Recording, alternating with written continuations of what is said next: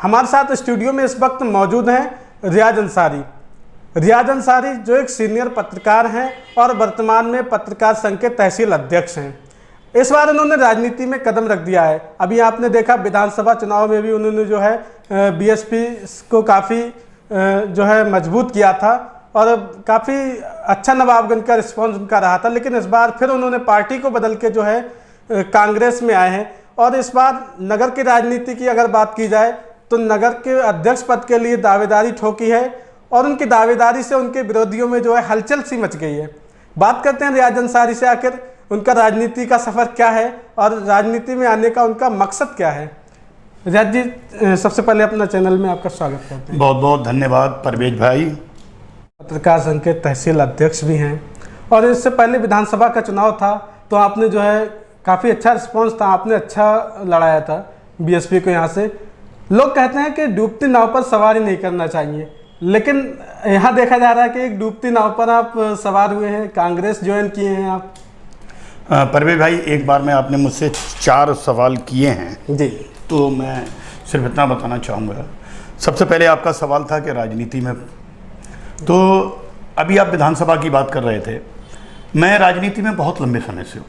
सन 2000 में नवाबगंज नगर पालिका में कांग्रेस पार्टी से ही सभासदी जीती थी, तो वो 22 साल, अब से 22 साल पुरानी बात है।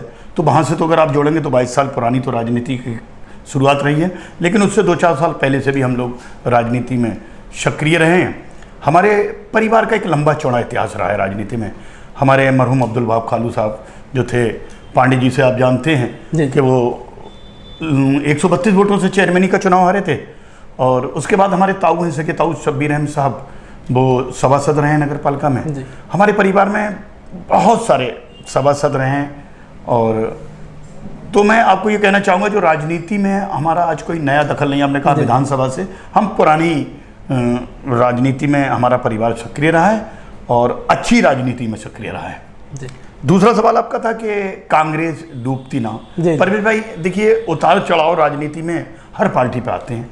ये वही भाजपा है जो कभी 2 सीटें मिलती थी पूरे देश के अंदर, आज देश में उनकी 2 बार सरकार बन चुकी है, केंद्र में, फिर देश में बहुत सारे राज्यों में भी हैं। तो हमारी कांग्रेस डूबती हुई वो नहीं है, लेकिन इस टाइम एक हालात हैं, एक फिरका फरिस्त ताकतें, मैं तो ये कहूँगा, जिन्होंने देश की राजनीति पे कब्जा कर लिया है। और कांग्रेस पार्टी की अगर बात करें, जब मैंने कहा 2000 में जो हम सभासद बने थे परवेज भाई, तो उसमें कांग्रेस का ही सिंबल था हम पे। और कांग्रेस उस टाइम भी थोड़ी कमज़ोर थी, मैं मानता हूँ। लेकिन आज क्योंकि 10 साल का कार्यकाल भाजपा का पूरा होने जा रहा है, इधर हमारे प्रदेश में भी लगभग दूसरा कार्यकाल यहाँ भाजपा का है, तो जनता परेशान है, महंगाई बेतहाशा बढ़ी है। और पेट्रोल के दाम की तो बात सब लोग करते हैं, गैस की दाम सब बात करते हैं, लेकिन आम चीज़, दालें, तेल, जो ज़रूरत की रोज़मर्रा की चीज़ें हैं, इन पर लोगों पर बहुत बड़ा असर पड़ा है। लेकिन चूंकि राजनीति फिरका फरिश्ती की है, लेकिन जनसंख्या जिस तरह से है तो ये महंगाई होना तो संभव ऐसा नहीं है। ऐसा नहीं, देखिए आप बताएं, जब कांग्रेस की सरकार थी, हमारे माननीय मनमोहन सिंह प्रधानमंत्री थे, पूरी दुनिया में मंदी का दौर रहा, लेकिन आपने देखा कि कहीं हिंदुस्तान में मंदी का असर दिखाई नहीं दिया। कहीं भी आप पूरे हिंदुस्तान के किसी नागरिक ने यह महसूस ही नहीं किया कि हमारे देश में आज मंदी के दौर से गुजर रहा है। तो आज भाजपा में ही ये सब कुछ क्यों है? पहले 10 रुपये अगर प्याज पे बढ़ जाते थे तो भाजपा के नेता आंदोलन करते थे, आज 100 रुपये। आज सिलेंडर के पहले रेट 400 से 450 हो गए, तो स्मृति ईरानी जी सिलेंडर को गले में टांग के दिल्ली में सड़कों पे थी, आज 1000 के 1100 को पार कर चुके हैं रेट। आज सारे लोग शांत बैठे हैं, तो ये अलग बात है।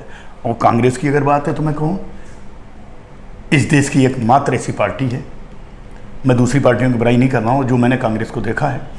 और यही वजह है कि मैं कुछ दिन पहले बसपा में था, वो तो सब मालूम, मेरे मित्र यहाँ से विधानसभा चुनाव लड़ने आए थे, यूसुफ भाई, बड़े उनके एहसान है मुझ पर और मेरे बड़ी मोहब्बत करते हैं वो मुझसे, तो मुझे उन्हें चुनाव लड़ाना था।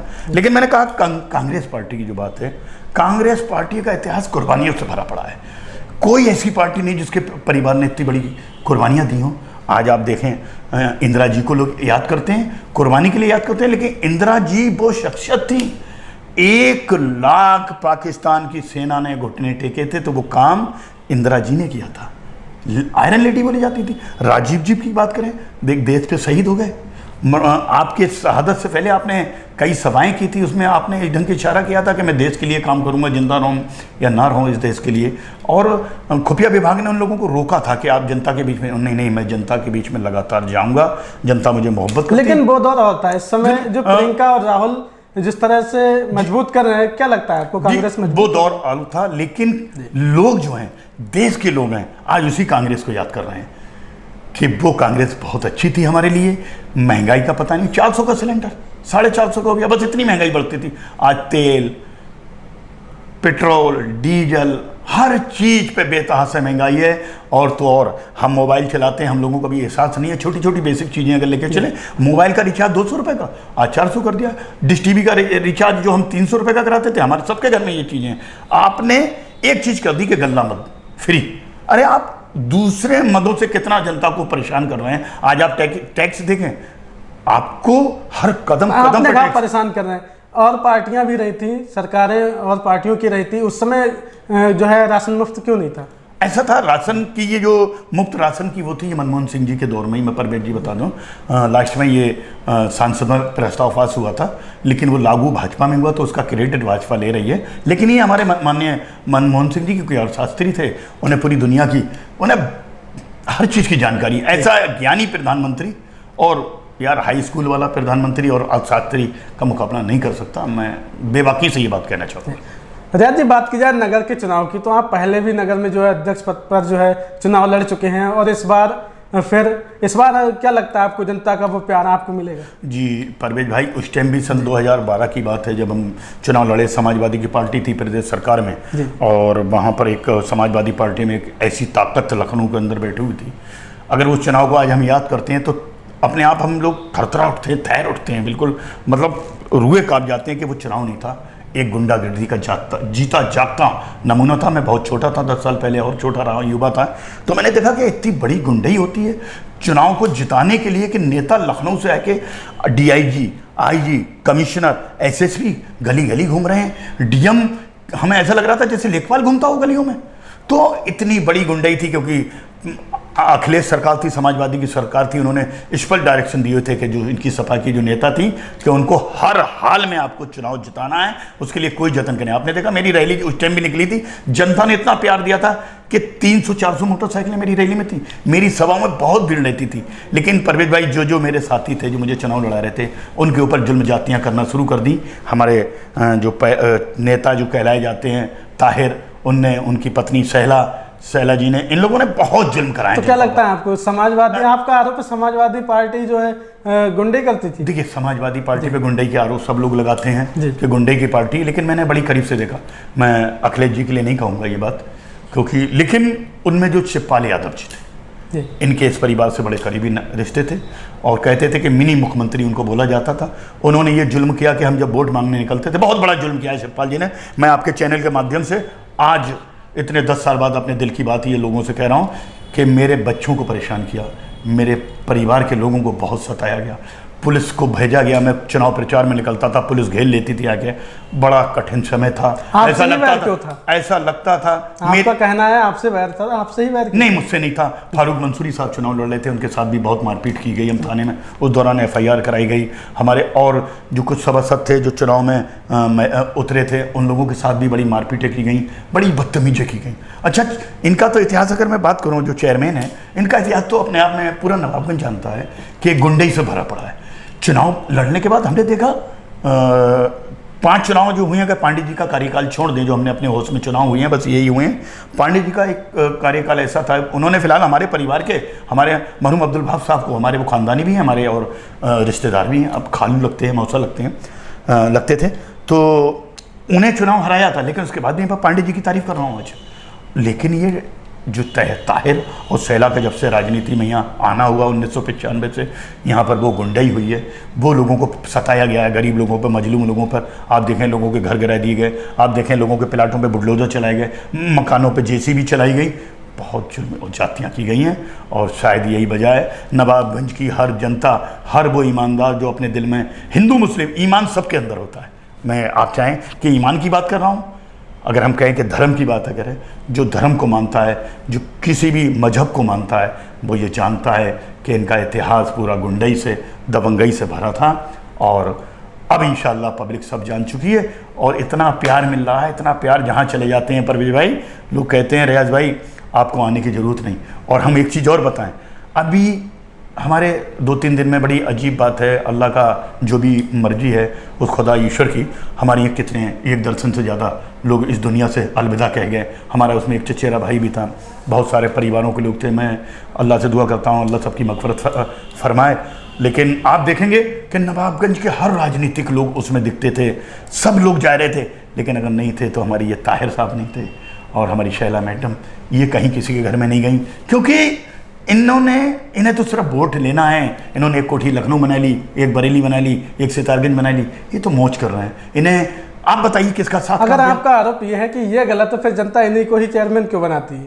देखिए, चुनाव जब हमने लड़ा तो हमने लोगों से, बुद्धिजीवियों से पूछा, तो एक इनका पैसा ये धनबल का उपयोग करते थे।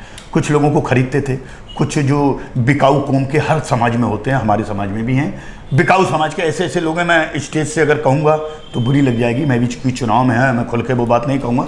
आप भी जानते हैं, हम भी जानते हैं, उनको खरीदने का काम किया जाता था, फिर वो माहौल को ख़राब करते थे। उसमें हमारा 25% जो बुद्धिजीवी परिवार बोला जाता है, वो कहता था यार, फिर वो हिंदू मुस्लिम पर बात आती थी, अरे मुसलमान जीत जाए, हिंदू ना जीते। लेकिन मैं समझता हूँ ये गलत था, हिंदू मुस्लिम नहीं होने चाहिए। मैं तो ये कहता हूँ जिसमें काम कराने की सलाहियतें हों, योग्यता हो, उसको चेयरमैन बनाना चाहिए। रियाज जी, कांग्रेस से टिकट के दावेदार आप भी हैं और आपके अलावा एक और संभावित प्रत्याशी हैं।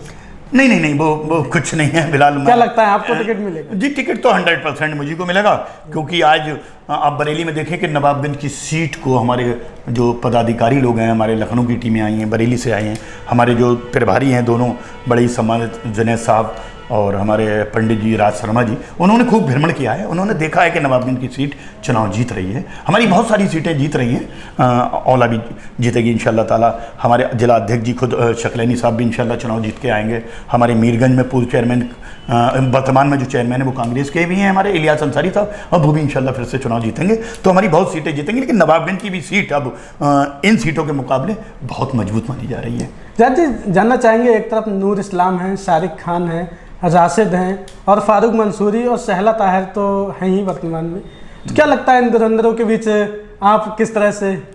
हाँ, बड़ी अच्छी बात है। जनता को ये फैसला करना होगा कि कौन कितना कौम के लिए कितना किया। देखिए, मैंने पेशा ये जो मैं पत्रकारिता में था, तो हम लोगों का जो क्राइट एरिया होता है, जो हम लोग घूमते हैं, तो वो तहसील थाने में रहते हैं। ज़्यादातर हर गरीब लोग हमें तहसील में मिल जाते हैं, हमें थानों की तरफ मिल जाते हैं, हम उनकी मदद करते हैं इस वक्त। अभी मैं आपको एक बात बताता चलो, अभी हमारे बिजौरिया के 2 हमारे हिंदू भाई हैं, नाम मैं अभी चश्मा लगाऊंगा तो पढ़ सकता हूँ। अभी राशन कार्ड के लिए मेरे पास आए, वो बोले हम नरेंद्र भैया के पास गए थे लेकिन नहीं बना पाए। मैंने उनके दोनों के राशन कार्ड बनवाए। मैं ये नहीं कहता हूँ ये सरकार की पॉलिसी है, लेकिन सरकार की पॉलिसी का लाभ दिलाने के लिए हम लोगों को आगे आने पड़ेगा। लोगों के नहीं बन पाते, हमने अधिकारियों से गुजारिश की कि भाई गरीब लोग हैं तो मैं काम करता हूँ। इन लोगों ने काम नहीं किया। अब मैं राठौर साहब की बात करूँ। अच्छा, आपने काम की बात कही, तो आपने जो है जनता के लिए क्या योगदान? परवेज भाई, वैसे कहते हैं कि इस हाथ से करो तो इस हाथ को पता नहीं चलना चाहिए, एहसान पता नहीं चलना चाहिए। मैंने जब लॉकडाउन लगा तो मैंने महसूस किया कि लोगों को सबसे बड़ी ज़रूरत क्या है, तो वो थी खाना। आज भी हम लोग सबसे पहली ज़रूरत है, हम धूप में रह सकते हैं, हम जाड़ों में रह सकते हैं, हम गर्मी बर्दाश्त कर सकते हैं, लेकिन खाने के बगैर नहीं रह सकते। तो मैंने महसूस किया कि गरीब लोगों को सबसे ज़्यादा ज़रूरत क्या है, तो वो थी खाने की। तो मैंने गरीबों के लिए निकला। तो मैंने एक वो अंदर की बातें मत पूछना, लोग उस पॉलिसी पर काम करने लगेंगे, मेरी पॉलिसी लीक हो जाएगी। मैंने अब तक अपने सारे समाज के लोगों के, गरीबों के 800 राशन कार्ड मैंने अब तक बनवाए हैं। 800 राशन कार्ड। परवेज भाई, मैं तो अपनी चेयरमैन उनसे कहता हूँ, पूर्व चेयरमैन राठौर साहब जिला अध्यक्ष है, अगर वो 8 नाम मुझे बता दें ऐसे करके, मैं आपको 800 नहीं तो 700 की लिस्ट अभी दे दूंगा, अभी दिखा दूंगा, और 800-700 लोगों को आपके सामने मैं कहलवा दूंगा कि हाँ ये रियाज भाई ने। अब राठौर साहब से पूछिए कौन से 7 लोगों के। आप भी चेयरमैन बनने के बाद हमारे नरेंद्र साहब हैं, हमारे बड़े सम्मानित हैं। देखिए, मैं उनकी जो बात, उनकी कमियां निकालना, इसका मतलब नहीं कि मैं उनका विरोधी हो गया। राजनीति आपने अभी नरेंद्र जी का नाम लिया, मेरे बहुत अच्छे मित्र हैं। जी, लोग यही कहते हैं कि भाजपा नेताओं से जो है आपके काफी करीबी। देखिए, मैं अच्छा एक बात बताइए कि राजनीति में आपने देखा कि जब अभी मुलायम सिंह यादव जी का हमारा जब स्वर्गवास हुआ, तो भाजपा के सारे नेता वहां थे, दोनों उप मुख्यमंत्री उनके दाएं बाएं बैठे हुए थे, राजनाथ सिंह जी के, सबने मतलब शोक दुख व्यक्त किया था। तो राजनीति ये नहीं है कि आज नरेंद्र साहब हमारे मित्र हैं, भाई हमारे एक पत्रकारिता में हैं, नरेंद्र साहब पत्रकार रहे, हमसे सीनियर रहे, तो हमारा सबसे पहले फर्ज बनता है उनका सम्मान करें। लेकिन राजनीति की बात हो तो वो बताएं कितने राशन कार्ड बन पाए गरीबों के, उन्होंने क्या किया। भाई डॉक्टर ताहिर की राजनीति और नरेंद्र सिंह राठौर की जब राजनीति शुरू हुई है तो नवाबगंज में नफरत का दौर शुरू हुआ है। लेकिन बीजेपी की जो बात की जाए, लोगों की चर्चाएं ये भी हैं कि मतलब जो है आप बीजेपी के नेताओं के इशारे पे चुनाव मैदान में उतरे। हाँ जी, हाँ, ये एक आज नई बात नहीं है, ये डॉक्टर ताहिर का एक बहुत बड़ा, डॉक्टर मैंने गलत कह दिया, ताहिर वो डॉक्टर नहीं है, कभी लोग कहते हैं तो मुझे भी रिदम में निकल जाता है। ताहिर का एक शगुफा हुआ करता था कि हम बीजेपी के नेताओं के टच में रहते हैं, कि हम बीजेपी के। परवेज भाई एक बात बताइए, नवाबगंज में जितने आंदोलन हुए, शायद आज तक नवाबगंज के इतिहास में मुसलमानों का सबसे बड़ा आज़ादी के बाद से आंदोलन रियाज अंसारी ने किया। फारूक हत्याकांड, जाम लगाना उसको इंसाफ दिलाने के लिए, उसके लिए संघर्ष करना इंसाफ के लिए, रियाज का आंदोलन था। माया अस्पताल में हमारी एक मुस्लिम बहन की मौत हो जाती है इलाज के दौरान, तो आज हम ऐसा नहीं है कि उन पर उस टाइम मुकदमे हमने दर्ज कराए, उन्होंने हम पे कराए, हमें बड़ा नुकसान उठाना पड़ा। वो चीज़ें अगर याद करते हैं तो वही बात है कि इतना के नुकसान हुआ मुझे, शायद उसमें हमारे पत्रकार कुछ ही बिरादरी के लोग लगे हुए थे मेरे पीछे, मुझे नीचा दिखाना चाहते थे।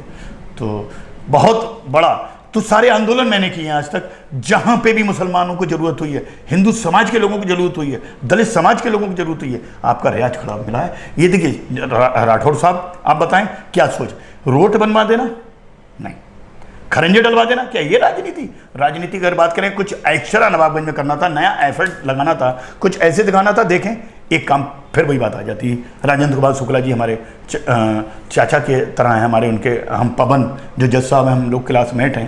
तो अपने जो उन्होंने एक कमेटी हॉल बनाया था, कमेटी हॉल बनाया, एक वो नई चीज़ थी वो दौरान, अब से बहुत 95 से पहले 95 तक वो चेयरमैन रहे, तो आप 5 सालों में 90 की बात है ये, तो शायद 89 में हुआ था या 90 में हुआ तो देखना पड़ेगा। फिलहाल वो उन्होंने ये नया काम किया, एक काम उन्होंने और किया, उन्होंने मार्केट बनाया था, एक रामलीला मार्केट जो बीच है बाजार में, उन्होंने जो जहां बैठता था वो दुकानें उन्हें दी। पांडे जी की ये तारीफ करना चाहूँगा, जो दुकानें फल लगा के बैठते थे उन्हें, लेकिन राठौर साहब ने दुकानें नीलाम की, बड़े लोगों को दे दी। गरीब लोग कहाँ चले जाएं, फल उजाड़े कहाँ काम करेंगे। डॉक्टर इसने ताहिर ने फिर से जो दुकानें बनवाई, इसने तो सब अपने परिवार को दे दी। आप नाम गिरा दो, इनके डॉक्टर इमरान साहब, कुतुबुद्दीन दुकानों के लिए लड़ाई चल रही है, इरशाद साहब, इरफान, मतलब पूरे परिवार में कहाँ तक, अभी इनके परिवार के आधे लोग उन दुकानों पे कब्जा है। लेकिन रियाज जी, जो भी कोई काम अगर करता है तो विरोध तो होता ही है।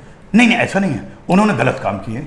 देखिए नगर पालिका में ठेका पे 100 कर्मचारी आज लगे हुए। डॉक्टर इमरान की पत्नी को मुझे तो ये पता चला कि उनके, मैं वो देखूंगा कि मुझे कल बताया कि इनकी पत्नी और राशिद प्रोफेसर साहब जो चुनाव लड़ना है, इनकी पत्नी के नाम से भी तनख्वाहें निकलती थी, वेतन ठेका कर्मचारियों। अब आप ठेका देखें कैसे दिए गए, ठेका इनने अपना जो ठेका कर्मचारी, इनने अपने दामाद, जो होने वाले दामाद मंगेतर अपनी लड़की के, और लड़की के नाम में दे दिए। यार नवाबगंज में और लोग नहीं है, चुनाव तो पूरा नवाबगंज तुम्हें जिताता है, और ठेके तुम किसे देते हो, सिर्फ अपने परिवार को। सेतल के लोग, फरीदपुर के लोग करोड़पतियों के चले गए। अगर नगर के विकास की बात करें तो क्या लगता है नगर का विकास? देखिए मैं स्पोर्टमैन हूँ, सबसे पहले अगर मैं चलूंगा तो नवाबगंज को मैं 2 बड़े ग्राउंड दूंगा। अब आप कहेंगे कि ग्राउंड खरीदूंगा, नहीं, ग्राउंड हम पे जेपीएन कॉलेज का ग्राउंड है। नहीं, मेरा सवाल ये था नगर के विकास को लेके, अब तक क्या लगता है आपको, नगर में विकास हुआ तो नहीं, कहीं नहीं, रोडवेज नहीं बना जी। कोई ऐसा ऐसा पार्क बताएं जहां हमारे परिवार के लोग, शाम को बुजुर्ग लोग जो कहते हैं, डॉक्टर लोग कहते हैं सुबह शाम बुजुर्गों को घास पर टहलना चाहिए, कोई ऐसा पार्क बताएं। 25 साल में 3 बार शैला रही चेयरमैन और 2 बार राठौर साहब रहे, लेकिन 25 सालों में आप बताइए नवाबगंज में कहीं एक ऐसा पार्क है जहां हम लोग ऐसे स्विमिंग पूल हैं? क्योंकि इनकी सोच में नहीं, इन्हें रोड से आगे इन्होंने सीखा नहीं है, हमारी सोच में है। परवेज साहब चुनाव जीतेंगे, इंशाल्लाह जीतेंगे और जीतेंगे। अक्सर देखा जाता है जब नवाबगंज का चुनाव आता है तो धर्म जाति के नाम पर 2 में बट जाता है, 2 तरफा हो जाता है। देखिए हमने कभी, क्या लगता है अगर आप चुनाव मैदान में आप उतरे हैं तो आपके चुनावी मुद्दे क्या है? मैं चुनावी मुद्दों की पहले धर्म की बात और फिर मुद्दों की बात करूंगा। परवेज भाई देखिए, अगर धर्म की बात करें तो हमने बिना किसी भेदभाव के हमने दिग्विजय सिंह गंगवार जी को चुनाव लड़ाया। जब डम्पी साहब के साथ वो विधानसभा में आए थे, हमने वीरेंद्र गंगवार जी को, अहमदाबाद साहब, उनको चुनाव लड़ाया। दोनों हार गए अलग बात है, लेकिन हमने, हमारे बुजुर्गों ने लड़ाया। हमारे अंदर कहीं हिंदू मुस्लिम की भावना नहीं, बिरादरीवाद नहीं। अगर बिरादरीवाद, दोनों गंगवार थे। उसके बाद आप देखेंगे छोटे लाल गंगवार जी को 200, 400, 500, 1000 वोट मिलते थे, लेकिन जब मुसलमानों ने उन्हें विधायक बनाया तो भगवत जी को उन्होंने चुनाव हराया था। जब तीसरी बार भगवत जी भाजपा में थे, तीसरी बार भाजपा से लड़ रहे थे, तो छोटे लाल जी ने हराया, हम लोगों ने लड़ाया था चुनाव। उसके बाद भी हमने लगातार, जो भी लोग हमारे संपर्क में रहे हैं, लगातार चुनाव लड़ाया। हमने कभी भेदभाव वाली बात नहीं की। इस बार भी जो चुनाव हुआ हमने हैरन साहब को चुनाव लड़ाया। हमने मतलब वो एक आपने ऐसा खेल लिया कि वो पूरी लिखित में मैं लेके आता, आगे कभी मौका मिलेगा। हमने कहीं भेदभाव नहीं किया। हमने अपने साथियों को चुनाव लड़ाया। हमें डिग्री कॉलेज का चुनाव ध्यान आ रहा है। हमारी बहन थी शिवांगी, राहुल गंगवार की बहन शिवानी नाम था, शिवांगी, तो वो अध्यक्ष बनी थी, भाजपा की तरफ से थी। तो हमने उनको क्या नाम है, चुनाव लड़ाया था। वो भी गंगवार थी। ऐसा नहीं है, चुनाव हम लोग लड़ाते हैं। हमने एक बार जिला पंचायत चुनाव हमने अपने ज्वाला प्रसाद गंगवार जी को लड़ाया। तो ये तो बहुत ऐसी चीज़ें हम बता देंगे। हमने कभी हिंदू मुस्लिम नहीं की, लेकिन मैं ये अपने हिंदू साथियों से भी साथ में अपील करना चाहूँगा, वो लोग भी इस चुनाव को हिंदू मुस्लिम का रंग ना दें। चुनाव में आपने देखा, चुनाव होने के बाद बसें जलाई जाती हैं, चुनाव होने के बाद दुकानें फूंकी जाती हैं, सब्जी मंडी में लौटपोट किया जाता है। ये सारे बातें नहीं होना चाहिए। प्यार से चुनाव लड़ना चाहिए। मैंने वही कहा, निरंजन दीदी से हमारे पर्सनल संबंध है। राठौर साहब हमारे बड़े सीनियर, नवाबगंज की शान है, जिला अध्यक्ष सीट पर रहे हैं। हमारे पांडे जी बहुत बड़े सीनियर नेता हैं। उनकी पत्नी हमारी आंटी जी श्रीमती बिमला शुक्ला जी बहुत बड़ी नेता हैं, जिला अध्यक्ष रही भाजपा की। और ऐसे लोगों को हम बुरा कैसे कहते हैं, कैसे लड़ लें? हम क्यों कहते हैं हम कि उसकी मोछ उखेड़ लेंगे? अच्छा, तुमने किसकी मोछ उखेड़ी? ताहिर कहते हैं कि हम नाम नहीं लेना चाहिए। फिलहाल आपकी पहली प्राथमिकता क्या रहेगी अगर आप चुनाव? देखिए, सबसे पहले तो मैं अपने नवाबगंज के उन सब खेल प्रेमियों जिसमें जरा सा भी खेल का वो है, सबसे पहली सौगात मैं उनके लिए लाऊंगा। चुनाव जीतने के बाद इंशाअल्लाह ताला सबसे पहले खेल के लिए 2 बहुत बेहतर ग्राउंड, पूरे ग्राउंडों को अगर स्टेडियम का रूप ना दे दूं, ऐसे लगेगा किसी स्टेडियम में बैठे हैं, रात में लाइट जलती होगी, फ्लैट लाइट में नाइट में बच्चे क्रिकेट खेलेंगे, आपकी वॉलीबॉल के कोर्ट अलग होंगे, आपके बैडमिंटन के अलग होंगे, रामलीला का ग्राउंड हम फिर सेना जब ठेके पे दे सकती है भाई, तो हम चेयरमैन होने के नाते उनसे लेंगे हम, और हम खेल के लिए सबसे पहले। उसके बाद हमने जो पार्क की बात की, पार्क का निर्माण। अब जैसे हमारे जो तायन है, चेयरमैन हैं, शैला जी हैं, उन्होंने क्या किया है, जो दुकान जायदाद जो अभी नगर पालिका की वो पड़ी हुई है, प्रॉपर्टियाँ जगह हैं, उन पर उल्टे सीधे लोगों को जो नवाबगंज में रह नहीं रहे, उन्हें वो दुकानें अलाट कर दी हैं, वो जगहें अलाट कर दी हैं। 1-2 जगह प्लाट है, मैं आपको दिखाऊंगा। तो उसमें मेरा एक वो है कि कैरम, शतरंज, बिलियर्ड्स, जो इंडोर गेम होते हैं, ये लोग नहीं बता पाएंगे, इन्हें तो ये नहीं जानते ये क्या चीज़ है। ये चीज़ें सिर्फ आपके डॉक्टर MP विधायक जी जानते हैं, वो खेलों के बड़े जानकार हैं, इसमें कोई शक नहीं है। मैं उनसे भी अपील करूँगा कि खेलों के लिए थोड़ा सोचते रहें। लेकिन क्योंकि मेरी बात हुई है, वो बीच में बात आ गई, तो खेलों के बाद मेरा शादी, गरीबों की शादी, हर गरीब की शादी बारात घर में होगी निःशुल्क। आप उसके लिए पूछेंगे कि कैसे कर दोगे भाई? आज हमारे कामेश पांडे जी का बारात घर है, देखिए ठेके पर हुआ है, क्या नगर पालिका ठेके पर नहीं ले सकती है? एजाज भाई का बारात घर ठेके पर हुआ है कि हम, अरे नगर पालिका ठेके पर लेगी, नगर पालिका उसका वाहन करेगी, उसका पैसा देगी, ठेके पर लेके हम उन पर बारात घर। लेकिन अब मैंने कामेश पांडे के लिए क्यों कहा? क्योंकि ये बाजार में हिंदू समाज के लोग ये ना समझे कि रियाज भाई सिर्फ मुसलमानों की बात कर रहे हैं। जैसे ये थे ताहिर और शैला, ये भी चेयरमैन थी, इन्होंने जहाँ से हिंदू बस्ती शुरू होती थी रोड खत्म कर देते थे वहाँ से डालना, जहाँ तक मुस्लिम आबादी है घर है वहीं तक। ऐसा नहीं होने वाला है। यहाँ 25 वार्ड हैं, 2500 वार्ड में इंशाअल्लाह ताला बराबर से काम होंगे। एक बारात घर मैंने कामेश पांडे जी की बात की, जिला पंचायत का बारात घर है अर्बन बैंक वाला, उसको किराए पे लेंगे हम लोग। उसमें हम लोग नगर पालिका की तरफ से गरीब लोगों को ये सुविधाएं देंगे कि फ्री शादियाँ होंगी। रियाज जी, एक सवाल मेरा और है, जिस तरह से अभी हाल ही में नगर पालिका में 2 गांवों को शामिल किया गया है। पहले मैं एक सवाल आपको और रह गया, आपने कहा इतने लोग जो चुनाव मैदान में, मैं अपनी बात कह रहा था, जी, मुस्लिमों में इतने लोग मैदान में। देखिए, इनके कैरियर क्या है? अभी तक तो जो राशिद साहब हैं, लोग कहते हैं ये सलाम नहीं करते किसी से, ये बड़ा अपने आप में, ये गरीब लोगों को जूता पहन के इनके घर में प्रवेश नहीं कर सकता कभी। ये प्रोफेसर के, इनकी चलाई, इनकी अकड़, और 50 जोड़ तो कपड़े, इनके कपड़े पर अगर छींट भी आ जाए, हम तो जैसे हैं वैसे चल देते हैं। और अरे तुम चुनाव लड़ रहा है, तुम अब चुनाव लड़ने का, चुनाव नहीं लड़ना है, कि इनका ड्रामा है। क्योंकि राशिद मास्टर की पत्नी का मुझे पता चला, उनको नगर पालिका से मिल रही है। इसी ने, ताहिर ने राशिद की जब शादी हुई थी तो 1 लाख का हार ऐसा डाला। नहीं है नगर के होने उसके चलते आपका कोई मनमुटाव चलता हो? कोई मनमुटाव नहीं, कभी लड़ाई नहीं, टूक टाक नहीं हुई, कभी कोई बातचीत नहीं हुई हमारी किसी से नहीं हुई। हमने आज तक किसी के खिलाफ तहरीर नहीं दी। परवेज भाई हमारे खिलाफ ताहिर ने अपनी लड़कियों से दिलवाई। वो कहते हैं हम शेर हैं, तब भी उन्होंने अपनी बेटी समन से हमारे खिलाफ बहुत बरेली में एक तहरीर दिलवाई कि हमने अपहरण का क्या, झूठा पाया गया, खत्म हो गया। अपनी पत्नी से दिलवाई, खुद दी, लोगों को उकसाया। मेरे बेटा जो नेशनल खिलाड़ी है, जो पूरा नवाबगंज का नाम रोशन कर रहा है, एक मुकदमे में उसका नाम भी इन्वॉल्व करा दिया। लेकिन मैं, अब वही बात आ गई हिंदू मुस्लिम वाली। मैं लेकिन सुनिए परवेज, आप मेरी वो बात, तो आपका खानदानी है ना? मेरा वो है नहीं, अभी उसको भी जवाब दूंगा। फिर वही बात आ गई कि मेरे बेटे पे जब मुकदमा लिखा गया तो चूंकि वो हिंदुस्तान में उत्तर प्रदेश का नाम पूरा रोशन किया, नेशनल टीम का हिस्सा था उत्तर प्रदेश का, तो हमारे हिंदू संगठन अखबारों ने लिखा कि पत्रकार और उसके पुत्र पर मुकदमा दर्ज, और हिंदू संगठनों ने घेरा थाना। आप मोहब्बत की बात देखें, विश्व हिंदू परिषद, बजरंग दल, शिवसेना, भाजपा, सारी पार्टियों के कार्यकर्ता थाने में पहुंच गए कि भाई अरे इस बेटे पे, रियाज भाई पे ये फर्जी मुकदमा नहीं। उसमें इंशाल्लाह मेरे बेटे का नाम पुलिस ने निकाल दिया। ये हमारे नूर इस्लाम भाई ने लिखवाया था और इनके कहने से लिखवाया था। छोटे भाई हैं, बहक गए थे, इनकी गलती में गए थे, लेकिन उन्हें राजनीति की इतनी समझ नहीं है। धीरे धीरे रहेंगे, समझ जाएंगे। बात को समझ में आया जब नूर इस्लाम भाई, मेरे छोटे भाई को इन्होंने ताहिर ने गालियाँ दी सरेआम, उसकी ऑडियो अभी भी ये सुनवा सकता हूँ, तो ये उनके समझ में आया। तो ये मैं वही, आपने बात काट दी, बहुत सारी बातें हैं।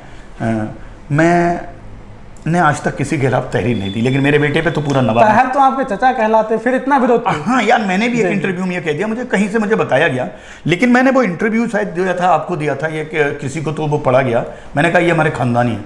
मेरे खानदानियों ने मेरी बहुत क्लास लगाई, मेरी बहुत लहर निकाली।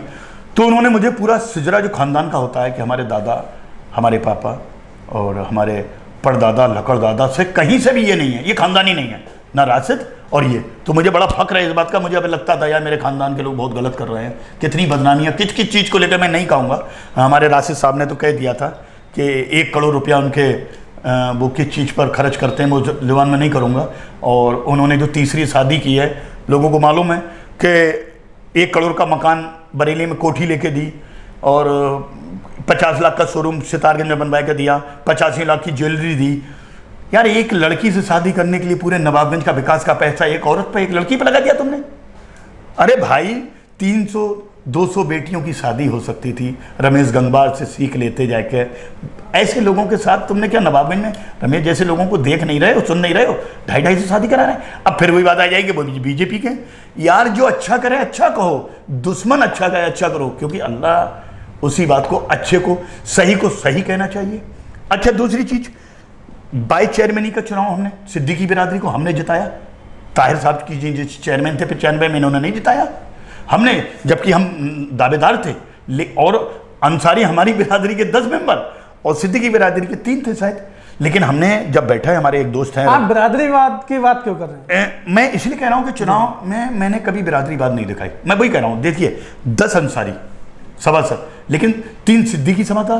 लेकिन जब हमारे रफीक सिद्दीकी साहब हैं, मित्र हैं मेरे, और अमीर अहमद भाई मेरे बड़े सम्मानित हाजी अमीर अहमद साहब, सपा में कोई बात नहीं, मेरे भाई, मुझे उम्मीद है सारे भाई मुझे चुनाव लड़ाएंगे। ये मेरे पास आए कि रियाज भाई आपके ज़्यादा हैं, अच्छी बात है, लेकिन आप अपना समर्थन क्या दे सकते हो अपने भाई को? तो मैं कहता क्यों अंसारी ज़्यादा है, अंसारी बनेगा, अंसारी यहाँ 25,000 है, अंसारी 20,000 है, सिद्दीकी कम है। नहीं, मैंने जो बिरादरीवाद की बात, मेरे अंदर बिरादरीवाद नहीं। अगर बिरादरीवाद होती तो माया अस्पताल में जो बेटी की मौत हुई थी वो सिद्दीकी बिरादरी की थी। पूरा मुकदमा मुझे लगा, मेरी पत्रकारिता चली गई।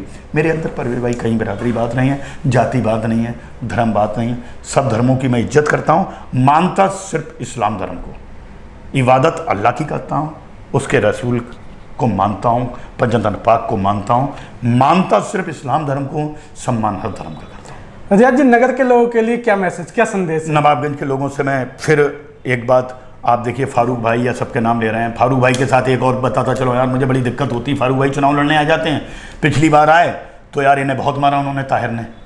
हम भी चुनाव लड़ रहे हैं, इन्हें मारा। अब हम अपना चुनाव देखें या इन्हें देखें? जब पिट पिटा के चले जाते हैं, हम इन्हें थाने लेके गए, इनका अस्पताल में मेडिकल कर। यार भैया तुम में ताकत नहीं है, क्यों यार तुम ऐसा काम करते हो? मत लड़ो। जब तुम उससे पिटने के लिए चुनाव में आते हो, तभी क्या होता है कि बोले अरे एक चेयरमैन लड़ने वाले को उसने बहुत मारा। यार हम भी लड़े थे 12 में, हमें तो मान लेता। और एक बात बता दें, गुंडई तो अब की, पहले भी हमने बर्दाश्त नहीं, अब तो हम किसी हाल में किसी की नहीं करेंगे, क्योंकि अब यहाँ गुंडों का जिस ढंग से हसर हो रहा है आप लोग देख रहे हैं, तो हम गुंडे बर्दाश्त नहीं करेंगे, उसी अंदाज में जवाब दिया जाएगा। लेकिन यह है कि सब लोग प्यार से, सबको अधिकार है चुनाव लड़ने का, चुनाव लड़ें, मोहब्बत से लड़ें, एक दूसरे के साथ बैठें, गपशप करें, बातचीत करें, मौका मिले। रियाज जी, स्टूडियो में आने के लिए बहुत बहुत शुक्रिया। बहुत बहुत शुक्रिया परवेज भाई, आपका भी। तो ये थे रियाज अंसारी, जिन्होंने राजनीतिक पत्ते खोले और नगर की राजनीति को लेकर काफ़ी चर्चा की, और इस बार चुनावी मैदान में जो उतरे हैं पूरे दमखम के साथ चुनावी मैदान में उतरे हैं, और उनका कहना है कि रेस में इस बार इनके साथ कोई नहीं है और रेस में सबसे लंबे यही हैं, सबसे आगे यही हैं और जीत इन्हीं की होगी। देखना यह होगा नगर का चुनाव जब आएगा तो राजनीति में क्या बदलाव आएगा। आगे भी मैं आपको जो है इस तरह के इंटरव्यू दिखाते रहेंगे और शख्सियत से नगर के मिलवाते रहेंगे।